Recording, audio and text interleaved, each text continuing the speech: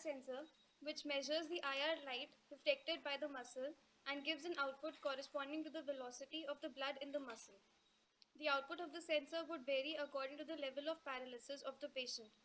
The output of the IR sensor is fed to a bandpass filter which uses the comparator IC LM324 by Texas Instruments.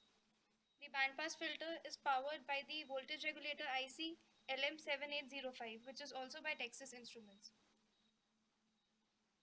This is MSP 430FG4618 experimenter's board.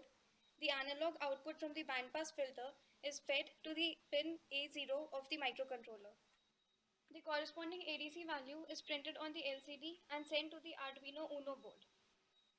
This is the Arduino Uno board with SIM908 GSM shield mounted on it. The GSM shield is powered by a 12-volt adapter which provides a minimum necessary current of 2 ampere required by the shield. The ADC value received by the Arduino is sent as a text SMS by the GSM shield to the physiotherapist. The physiotherapist then sends a message after deciding a mode between 0 and 8 depending upon the ADC values sent to him. The modes correspond to the level of paralysis. The messages sent and received can be seen on this mobile. The message sent by the physiotherapist is received and sent to the Arduino board via the GSM shield. The Arduino then sends the mode number to the MSP430.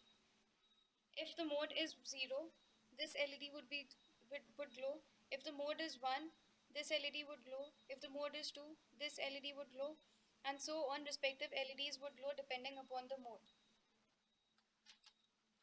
The pulses to be given to the patient would then be generated by the MSP430 timer A.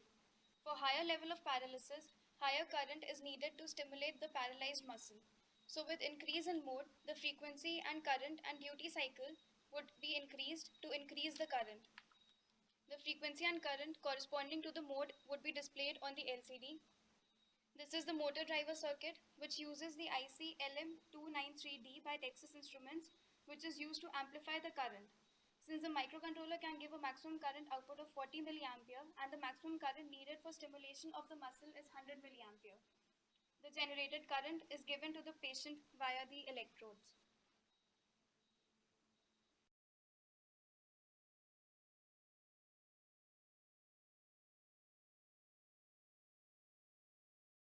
With our sensor, we focus on isometric contractions, for example, opening and closing of the fist, or trying to bend your arm with an equal force being applied on your arm, preventing you to do so.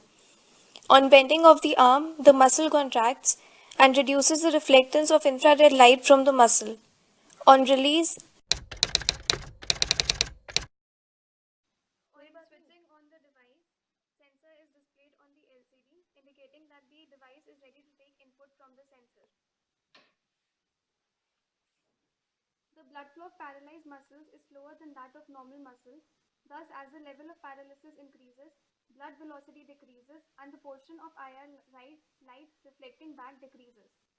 Multiple sensor readings are being taken on contraction and release, and the minimum reading would then be sent by the controller to the physiotherapist. Generated by the IR sensor has two components, a DC component and an AC component. Thus, the output generated by the IR sensor is fed to a bandpass filter which eliminates the DC and the undesired AC component.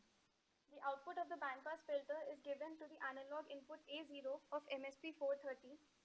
For the entire time the sensor input is taken, the push button has to be kept on. The corresponding ADC value would then be displayed on the LCD. The following are the ADC ranges of the output produced by the IR sensor. The ADC value decreases as the level of paralysis increases. The physiotherapist then selects a mode depending upon the sensor reading. Since here we are sensing the muscle activity of a normal person, mode 0 should be sent by the physiotherapist. However, for demonstration purpose, we have fed into the microcontroller that the sensor output is 171. Continuing with the demonstration for the ADC value 171, the ADC value for mode 2 is shown on the LCD.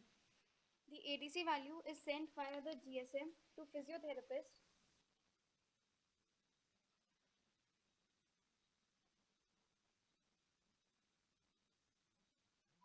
As can be seen, the message has been received by the physiotherapist. The physiotherapist now sends the mode via text message to the microcontroller.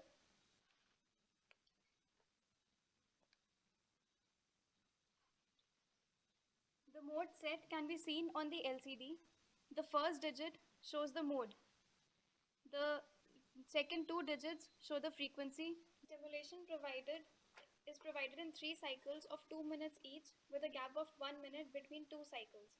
A single buzzer beep indicates the end of the first cycle and a double buzzer beep indicates the end of the stimulation.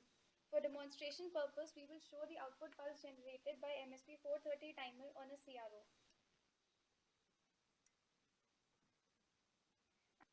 As you can see, the pulse is now being shown on the CRO and the frequency of the pulse is 40 Hz approx as is shown on the LCD.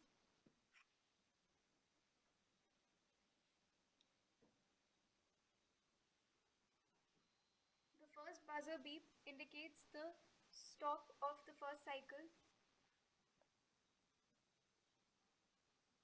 Now there was a time gap of 1 minute between the 2 cycles.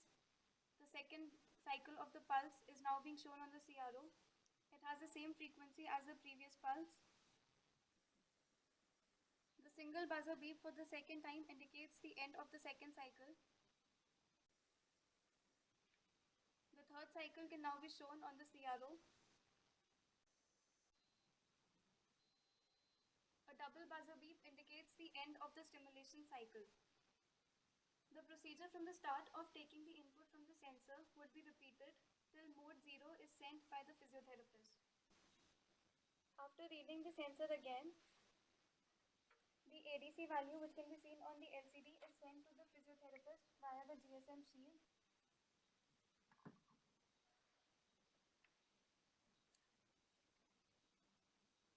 As can be seen, the ADC value is received by the physiotherapist and now he sends mode 0.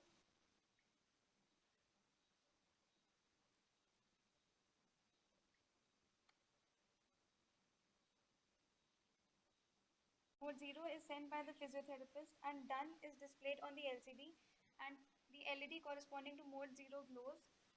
No pulse is generated in mode 0 since no stimulation is needed and hence done is displayed on the LCD indicating the stop of the therapy session.